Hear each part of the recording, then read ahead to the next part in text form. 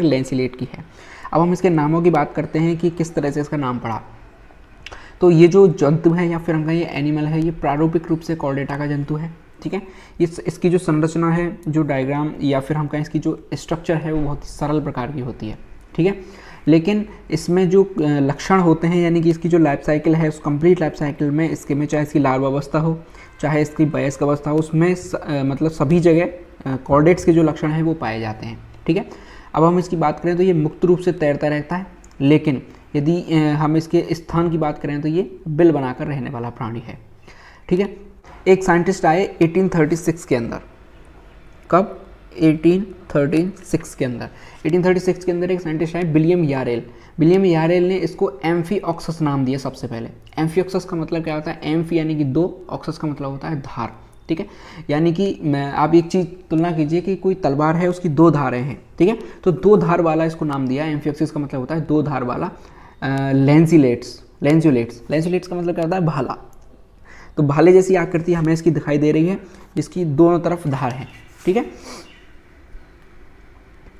इसके बाद 1834 में, इससे पहले 1834 में एक और साइंटिस्ट हुए जिनका नाम है ओजी कोस्टा। उन्होंने इसको ब्रैंकियोस्टोमा नाम दे चुके थे पहले, यानी कि क्लोम मुख। ठीक है, नाम दिया और इसको कॉर्डेटा के रूप में वर्णन किया। अब दूसरी चीज़, इसको मैंने आपको बताया है पहले भी कि इसको दो धारी छुरी या फिर लैंसिलेट भी कहा जाता है। लैंसिलेट इसको क्यों कहा गया? क्योंकि इसकी जो आकृति है वो भाले जैसी होती है। चलिए अब हम देखते हैं, आगे बढ़ते हैं इसमें कि हमें क्या क्या पढ़ना है इसमें आगे। अब देखिए हम यहाँ पर पॉइंटों की बात करेंगे कि कौन कौन से पॉइंट्स में हमें क्या क्या पढ़ना है। तो सबसे पहले हम पढ़ेंगे सिस्टमेटिक पोजीशन के बारे में कि वर्गीकृत स्थान क्या है, वर्गीकरण में ये किस स्थान पर रखा गया है इसको। फिर हम बात करेंगे इसके ज्योग्राफिकल डिस्ट्रीब्यूशन की, यानी कि भौगोलिक वितरण की, कि इसकी जो जातियाँ हैं कितनी जातियाँ हैं और ये पृथ्वी पर पाया जाता है तो कौन कौन सी जगह पर, स्थानों पर ये पाया जाता है। फिर हम बात करेंगे हैबिट और हैबिटेट की, यानी कि इसके आवास की और इसकी जो सामान्य स्वभाव है ये किस तरह का जंतु है। फिर हम इसकी बाह्य संरचना की बात करेंगे, यानी कि एक्सटर्नल फीचर्स की हम बात करेंगे। फिर हम इसके बॉडी स्ट्रक्चर की बात करेंगे। फिर हम इसमें जो छिद्र पाए जाते हैं अपर्चर, उनकी बात करेंगे। फिर हम इसके फिन्स की बात करेंगे कि इसमें किस तरह के फिन्स पाए जाते हैं। और फिर हम इसमें मायोटोम्स और गोनाड्स की हम इसके अंदर बात करेंगे, यानी कि टोटल 8 पॉइंट के अंदर हम इसको कंप्लीट करेंगे आज ब्रैंकियोस्टोमेटा को या फिर एम्फीऑक्सस को। तो देखिए यहाँ पर सबसे पहले हम पहला पॉइंट है जो हमें डिस्कस करना है, उसका नाम है सिस्टमेटिक पोजीशन। यानी कि हम इसके सिस्टमेटिक पोजीशन की बात करें तो संघ इसको रखा गया है सबसे पहले कॉर्डेटा के अंदर, क्योंकि हम कॉर्डेटा पढ़ रहे हैं। फिर हम इसकी ग्रुप की बात करें तो ये एक्रेनिएटा ग्रुप के अंदर आता है। ठीक है, एक्रेनिएटा के अंदर आता है। फिर हम इसके सब फाइलम की बात करते हैं तो सब फाइलम इसका सेफेलोकॉर्डेटा होता है। फिर हम इसके वर्ग की बात करें क्लास की तो लेप्टोकॉर्डी इसका वर्ग है। फिर बात करते हैं हम इसकी फैमिली की, यानी कि कुल की, तो ब्रैंकियोस्टोमेडी इसकी फैमिली है। और वंश की बात करते हैं तो ब्रैंकियोस्टोमा इसका वंश है और इसमें टोटल 9 जातियाँ लगभग ज्ञात हैं अब तक की। तो ब्रैंकियोस्टोमा या फिर एम्फीऑक्सस का क्या है? वंश है। अब हम इसकी ज्योग्राफिकल डिस्ट्रीब्यूशन की बात करते हैं, यानी कि इसका जो भौगोलिक वितरण है तो वो किस प्रकार है। तो देखिए यहाँ पर लिखा गया है क्लियर कि एम्फीऑक्सस की लगभग 9 जातियाँ ज्ञात हैं जो कि सर्वव्यापी हैं। सर्वव्यापी का मतलब क्या होता है कि जो सभी जगह पर पाई जाती हैं उन्हें हम सर्वव्यापी कहते हैं और संसार के अनेक समुद्रों में देखी जाती हैं। यह ज़्यादातर जो है वो उष्णतर जल में पाई जाती है, यानी कि जहाँ पर जो पानी है वो गर्म होगा नॉर्मली वहाँ पर ये ज़्यादा मात्रा में पाया जाता है। जैसे कि भारत के अंदर हो गया, भारत का जो समुद्र है, चीन का जो समुद्र है, जापान के समुद्र तट पर ये अधिक संख्या में देखे जाते हैं। और चीन और जापान वाले जो समुद्र तट पर रहने वाले जो लोग हैं वहाँ इसको भोजन के रूप में भी काम में लेते हैं। और अब बात करते हैं कि जो हिंद महासागर का जो तट है वहाँ पर कौन कौन सी जातियाँ पाई जाती हैं। तो वहाँ पर 4 जातियाँ पाई जाती हैं। देखिए वहाँ पर 4 जातियाँ पाई जाती हैं। वो कौन कौन सी जातियाँ हैं? पहली है ब्रैंकियोस्टोमा इंडिकस। ठीक है, इस तरह की वहाँ पर 4 जातियाँ पाई जाती हैं, ब्रैंकोस्टोमा इंडिकम, ब्रैंकियोस्टोमा पेलिजिकम, ब्रैंकोस्टोमा सेरिवियम और ब्रैंकोस्टोमा लैंसियोलेट्स। ठीक है, ये 4 जातियाँ टोटल हिंद महासागर के तट पर पाई जाती हैं। अब हम आगे बढ़ते हैं इसके अगले पॉइंट की तरफ, जिसका नाम है हैबिट एंड हैबिटेट। अब इसके हैबिट एंड हैबिटेट की हम बात करें तो ये एक समुद्री जंतु है। ठीक है, हमने पहले ही देख लिया कि ये कैसा जंतु है, ये एक समुद्री जंतु है, एक समुद्री जंतु है। उसके बाद बात करें कि समुद्र के अंदर भी कौन सी स्थान पर ये पाया जाता है, तो ये सामान्यतः छिछले पानी के अंदर पाया जाता है। शैलो वाटर का मतलब होता है छिछला पानी और सैंडी कोस्ट, यानी कि ये रेतीले किनारों पर पाया जाएगा मोस्टली। ठीक है, अब हम बात करते हैं कि इसके मैंने पहले बताया कि ये बिल बनाकर रहता है, तो बिल कहाँ पर बनाएगा, ये रेत में बिल बनाकर रहता है, ठीक है। और इसका जो पिछला हिस्सा है वो इसका रेत के अंदर धंसा हुआ रहता है, ठीक है।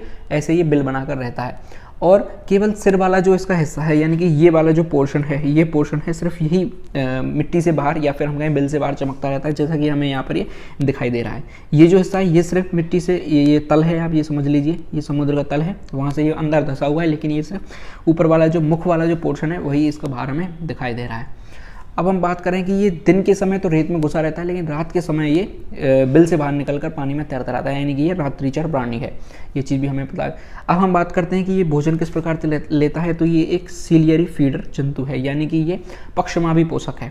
इसके मुख पर हम देख रहे हैं ओरल सिराई पाई जा रही है, ठीक है। यहाँ पर भी हमें दिखाई दे रहा है ओरल सिराई पाई जा रही है, यानी कि मुख पर जो सिराई जो पाई जा रही हैं, इनके थ्रू ये क्या करता है, किसी भी जो छोटे छोटे एनिमल्स हैं जो कि इसके भोजन, जैसे कि कौन कौन से एनिमल्स हो गए, जैसे कि डायटम्स हो गए, ठीक है, डेस्मिड्स हो गए, पैलेजिक माइक्रो ऑर्गेनिजम्स हो गए, तो इन सबको क्या करता है, ये ओरल सिराई की शुरू या फिर इनके थ्रू क्या करता है, ये जो जल की धारा के साथ जो आते हैं, जितने भी एनिमल्स आते हैं उनको अपने अंदर ले लेता है। ये ओरल सिराई के थ्रू उसको पता लगता है कि कोई भी एनिमल पानी में आ गया है, उसको कैप्चर करना है, ठीक है।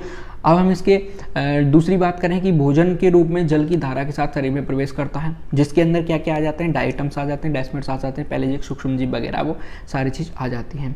अब हम बात करें कि ये पोषण कहाँ से लेता है, तो मुख से ये पोषण लेता है, और श्वसन भी कहाँ से लेता है, जल से ही ये श्वसन करता है। और एंट्रियोपोर, इसके अंदर छिद्र पाया जाता है, जब हम एपर्चर पढ़ेंगे अगले उसमें, जब हम उसके एंट्रियोपोर की बात करेंगे कि एंट्रियोपोर कहाँ आता है। अब हम इसकी बात करते हैं रिप्रोडक्शन की, तो इसमें जो नर और मादा जंतु हैं अलग अलग होते हैं, ठीक है। नर अलग होता है, मादा अलग होता है, और इसका जो डेवलपमेंट है वो इनडायरेक्ट होता है, अप्रत्यक्ष रूप से डेवलपमेंट होता है, यानी कि लार्वा अवस्था पाई जाएगी।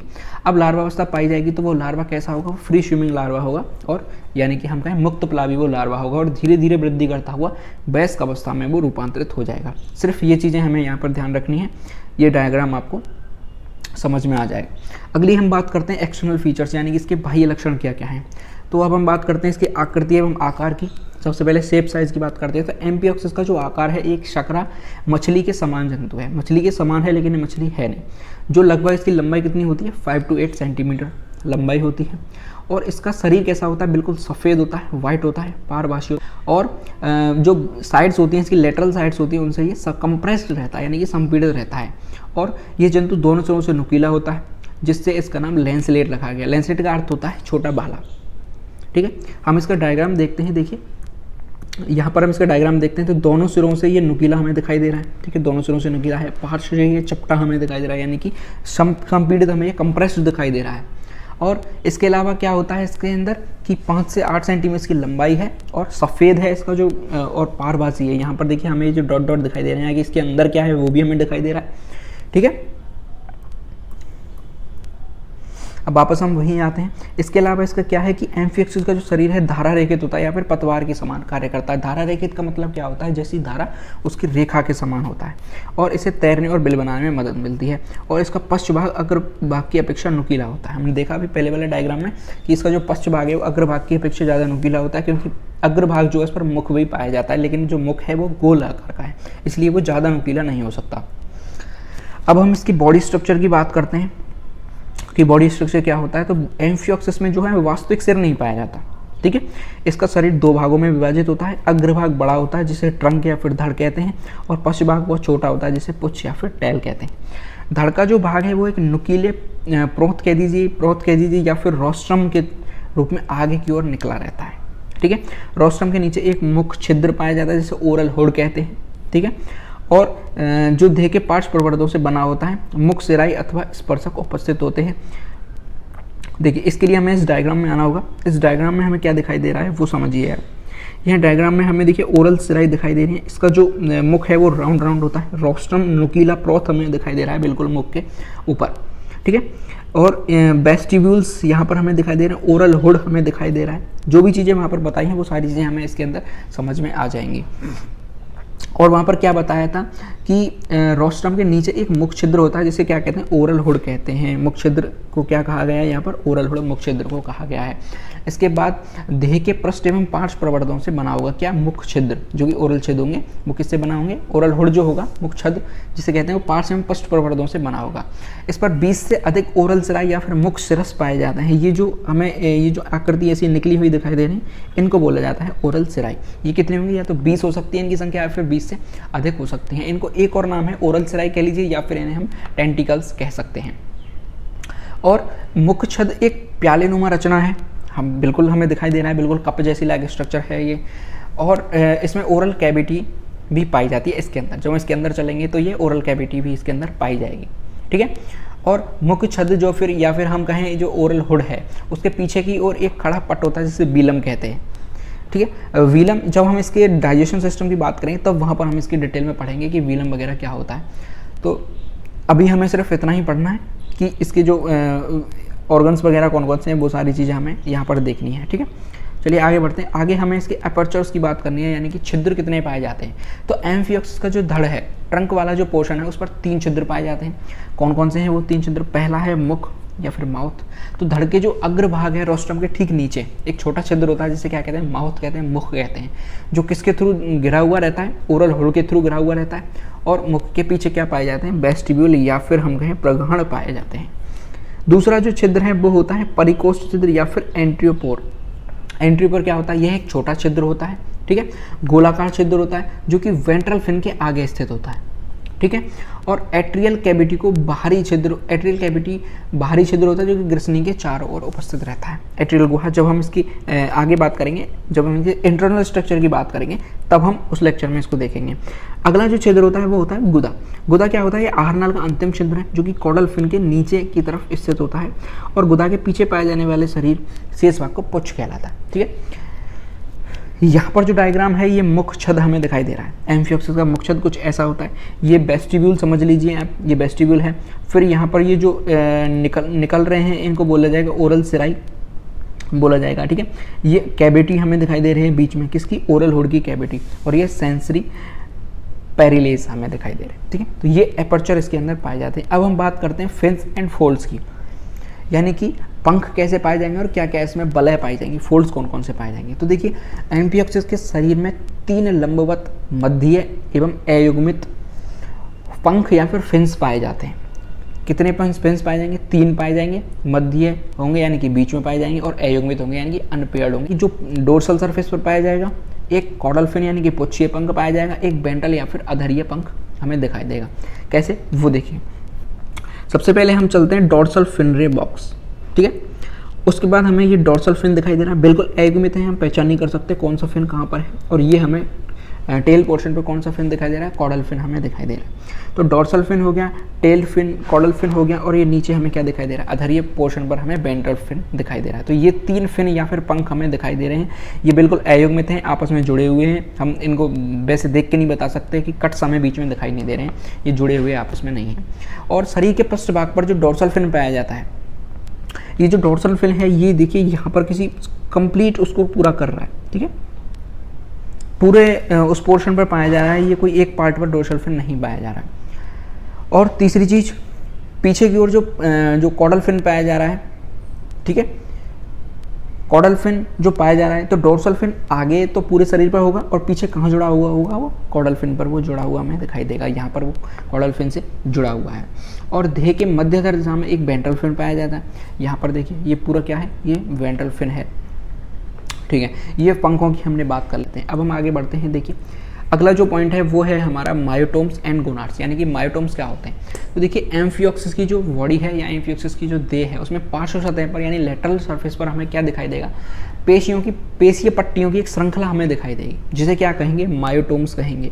अब हम बात करते हैं कि कहाँ पर हमें दिखाई दे रही है। तो यहाँ पर जो आपको जो चमकीली आड़े बी शेप की जो संरचनाएं हमें दिखाई दे रही हैं, इन्हीं को बोला जाता है मायोटोम्स। ये क्या है, ये पेशीय पट्टियों की एक श्रृंखला है, जिन्हें हम मायोटोम्स कह लें या फिर हम इन्हें मायोमियर्स कह लें। मायोमियर्स की आकृति मैंने आपको बताई, बिल्कुल आड़े बी आकार की होती है, ठीक है। और प्रत्येक पार्ट्स में मायोटोम्स के जैसे यहाँ पर हमें दिखाई दे रहे हैं ये आड़े बी आकार के, सेम ऐसे ही दूसरी तरफ भी होंगे। तो कितनी होगी संख्या, एक साइड की कितनी होगी, 62, एक साइड की 62 होगी और दूसरी साइड भी 62 तक वो हो सकती है। लेकिन अलग अलग प्रजाति हैं, अलग अलग संख्या हो सकती है, वेरी करती है संख्या, स्पीसीज टू स्पीसीज वेरी करती है। और प्रत्येक जो मायोटोम्स है उसके चारों ओर संयोजी ऊतक की बनी एक पतली परत होती है, यानी कि ये जो मायोटोम्स हैं इनके ऊपर एक संयोजी ऊतक की बनी हुई एक पतली परत होती है जिसे बोला जाता है मायोकोमा। जिसे क्या बोला जाता है? मायोकोमा। ठीक है, ये चीज़ें यहाँ पर हो गई। अब हम बात करते हैं कि ये जो मायोटोम्स हैं इनका काम क्या है, ये काम कैसे करते हैं। तो मायोटोम्स जो होते हैं इनमें क्या होता है, अनुदैर्घ्य जो रेखित पेशी तंतु होते हैं, ठीक है, जो मैंने बताया आपको रेखित पेशी तंतु होंगे ऐसे इनके ऊपर, मायोटोम्स के ऊपर रेखित पेशी तंतु होंगे।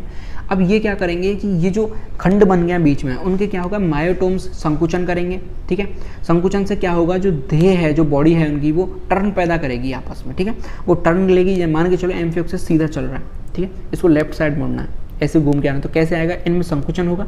तो जैसे ही ये संकुचित होंगे तो ये जो एनिमल है वो इधर मुड़ जाएगा। जैसे ही ये संकुचन उधर की साइड होगा इनके संकुचन, तो ये उधर की तरफ मुड़ जाएगा। ठीक है, तो ये मोड़ने के लिए, टर्न पैदा करने के लिए काम में आते हैं। और अग्र और पश्चिम से दोनों तरफ ये भली भांति तैर सकता है। किसकी सहायता से? ये मायोटोम्स की सहायता से ही तैर सकता है। तो मायोटोम्स का मेजर वर्क यहाँ पर क्या हो गया, मायोटोम्स का काम यहाँ पर तैरने में, मुड़ने में, इन सारी चीज़ों में इसका काम हो जाता है। तो अब हमें क्या देखना है कि गोनाड्स क्या होते हैं, जो कि मेल गैमेट और फीमेल गैमेट को प्रोड्यूस करते हैं, उन्हें गोनाड्स बोला जाता है, जनन बोला जाता है। तो जनन में क्या होता है, एक एक इनकी श्रृंखला पाई जाती है, सीरीज पाई जाती है। ठीक है, और इसमें संख्या कितनी होगी, 26 जोड़ी, 26 जोड़ी पाए जाएंगे एक उसमें। तो अब देखिए हमें यहाँ पर गोनाड्स दिखाई क्या दे रहे हैं, यहाँ पर आपको वाइट दिखाई दे रहा है, ये सारे क्या हैं, ये सभी के सभी गोनाड्स हैं, ये सारी जनन हैं। ठीक है, कहाँ पर पाए जाएंगे, ये रोस्ट्रम और एट्रियल छिद्र के मध्य, यहाँ पर रोस्ट्रम है, यहाँ से शुरू होंगे, और एट्रियल छिद्र के मध्य में इनकी एक सीरीज पाई जाएगी, श्रृंखला पाई जाएगी, जिसकी संख्या कितनी होगी, 26 जोड़ी पाए जाएंगे, यानी कि 26 इधर और 26 उधर, 26 जोड़ी ये पाए जाएंगे। ठीक है, तो इस तरह से मायोटोम्स और गोनाड्स की हमने संरचना देख ली। अब हम आगे इसका डिटेल में लेक्चर में हम बात करेंगे एक एक इसके तंत्र के बारे में। ठीक है, जैसे कि कंकाल तंत्र